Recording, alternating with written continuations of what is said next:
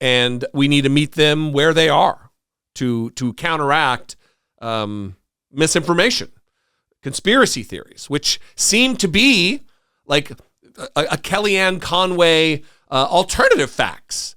Look what just happened this week with dumb New York Jet, former Green Bay Packer Aaron Rodgers being outed just after he was talked about being a shortlist candidate to be Robert Kennedy Jr.'s vice presidential pick. It tells you how serious that campaign is. And he's been outed as a Sandy Hook truther in the style of Alex Jones. In 2013, when CNN's Pamela Brown was covering the Kentucky Derby, she was introduced to Rodgers. Hearing that she was a journalist at CNN, Rodgers began attacking the news media for, quote, covering up important stories. Rodgers then brought up the Sandy Hook shooting and said the news media was intentionally ignoring that the shooting wasn't real, that it was a government inside job. I remind you, the shooting, of course, was very real, very tragic. 20 children and 6 adults were murdered that day. When Pamela Brown asked Aaron Rodgers for evidence of what he was talking about, Rodgers then began sharing various theories that have been disproven numerous times by evidence. Rodgers falsely claimed to Pamela Brown that there were men in black in the woods by the school, and he asked if she thought that was odd. Brown says that she found the entire encounter disturbing.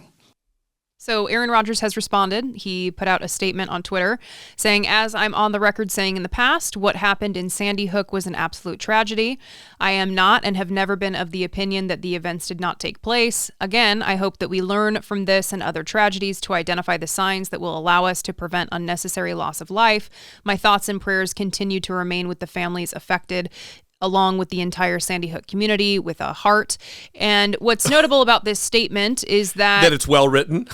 Well, no, is that he's not denying the part about him saying that it was an inside job. Right. So he's acknowledging that he is on the record saying that it happened, but he's not saying anything about the part where he is alleged to have said it was an inside job. That would be the part that you still need to address, I think. It remains that there is not a single fucking chance that he wrote that he drafted that statement.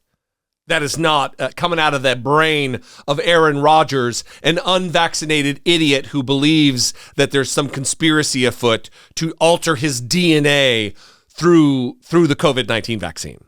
This is Alex Jones level conspiracism that is dangerous, and he is an influential figure, not just in the sports community, but as an online doubter of facts and science. It's just another case of people lionizing and idolizing the wrong fucking people. Yeah, and what's notable about these figures, there's kind of a theme popping up on this episode, is these figures that are enjoying support from the right wing. And it is people who are sympathetic to racist conspiracies. It's people who are sympathetic to vaccine conspiracies. Yeah. All of these different conspiracy theories.